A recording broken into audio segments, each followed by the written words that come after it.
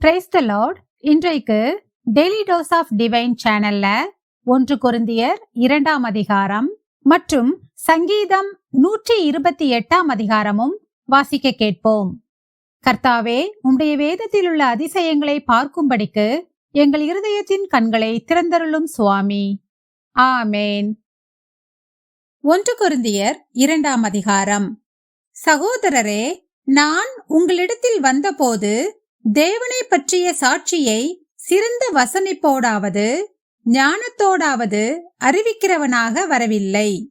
இயேசு கிறிஸ்துவை சிலுவையில் அறையப்பட்ட அவரையே அன்றி வேறொன்றையும் உங்களுக்குள்ளே அறியாதிருக்க தீர்மானித்திருந்தேன். அல்லாமலும் நான் பலவீனத்தோடும் பயத்தோடும் மிகுந்த நடுக்கத்தோடும் உங்களிடத்தில் இருந்தேன். உங்கள் விசுவாசம் மனுஷருடைய ஞானத்தில் அல்ல, தேவனுடைய பலத்தில் நிற்கும்படிக்கு என் பேச்சும் என் பிரசங்கமும் மனுஷ ஞானத்திற்குரிய நயவசனமுள்ளதாயிராமல் ஆவியினாலும் பலத்தினாலும் உறுதிப்படுத்தப்பட்டதாயிருந்தது.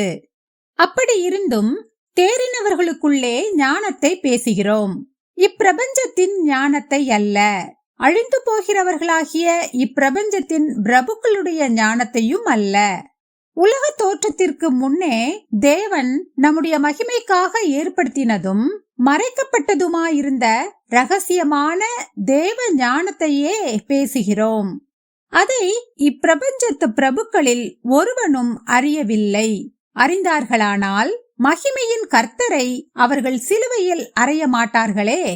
எழுதியிருக்கிறபடி தேவன் தம்மில் அன்பு கூறுகிறவர்களுக்கு ஆயத்தம் பண்ணினவைகளை கண் காணவும் இல்லை, காது கேட்கவும் இல்லை, அவைகள் மனுஷனுடைய இருதயத்தில் தோன்றவும் இல்லை.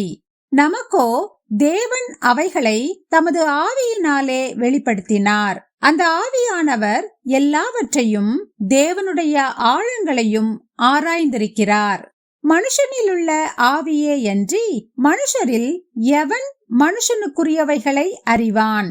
அப்படி போல தேவனுடைய ஆவியே அன்றி ஒருவனும் தேவனுக்குரியவைகளை அறிய மாட்டான். நாங்களோ உலகத்தின் ஆவியை பெறாமல் தேவனால் எங்களுக்கு அருளப்பட்டவைகளை அறியும்படிக்கு தேவனிலிருந்து புறப்படுகிற ஆவியையே பெற்றோம். அவைகளை நாங்கள் மனுஷ ஞானம் போதிக்கிற வார்த்தைகளாலே பேசாமல் பரிசுத்த ஆவி போதிக்கிற வார்த்தைகளாலே பேசி ஆவிக்குரியவைகளை ஆவிக்குரியவைகளோடே சம்பந்தப்படுத்தி காண்பிக்கிறோம். ஜென்ம சுபாவமான மனுஷனோ தேவனுடைய ஆவிக்குரியவைகளை ஏற்றுக்கொள்ளான். அவைகள் அவனுக்கு பைத்தியமாக தோன்றும். அவைகள் ஆவிக்கேற்ற பிரகாரமாய் ஆராய்ந்து நிதானிக்கப்படுகிறவைகளானதால் அவைகளை அறியவும் மாட்டான். ஆவிக்குரியவன் எல்லாவற்றையும் ஆராய்ந்து நிதானிக்கிறான். ஆனாலும் அவன் மற்றொருவனாலும் ஆராய்ந்து நிதானிக்கப்படான்.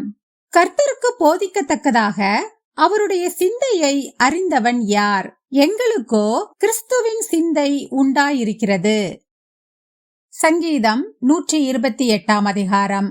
கர்த்தருக்கு பயந்து அவர் வழிகளில் நடக்கிறவன் எவனோ அவன் பாக்கியவான்.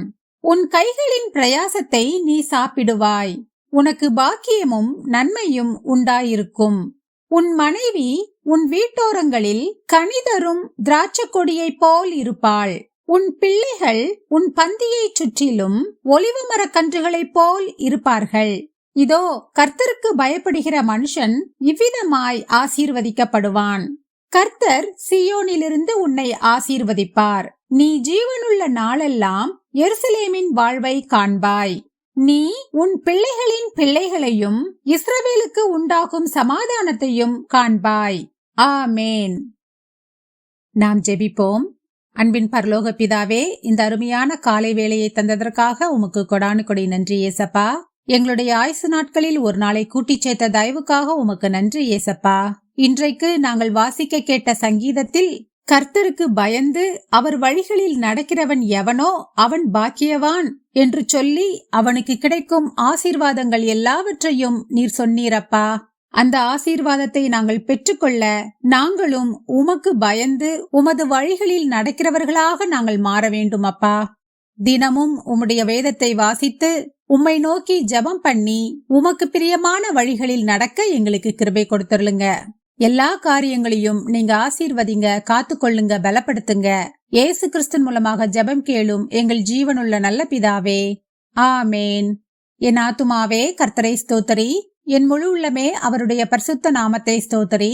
என் ஆத்துமாவே கர்த்தரை ஸ்தோத்தரி, கர்த்தர் செய்த சகல உபகாரங்களையும் மறவாதே. ஆமேன், ஆமேன். நாம் அடுத்த நாள் வேத வாசிப்பில் சந்திப்போம். God bless you.